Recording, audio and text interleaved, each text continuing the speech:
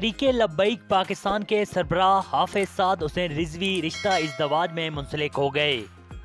शादी की पुरवकार तकरीब सईद उनके आबाई शहर जिला अटक निक्का कला में हुई। शादी की तकरीब में मरकजी शुरा के अरकान के अलावा तहरीके लब्बैक के हजारों ओहदेदारान ने शिरकत की। इस मौके पर सिक्योरिटी के सख्त इंतजाम किए गए थे। अल्लामा साद हुसैन रिजवी का अपने मामू की बेटी के साथ निकाह हुआ।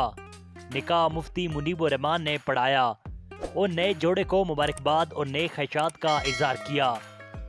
सरबराह तहरीके लब्बैक साद हुसैन रिजवी का वलीमा 6 फरवरी बरोज अतवार लाहौर सब्ज़ार मरकजी दफ्तर तहरीके लब्बैक के पास मुनक्किद होगा।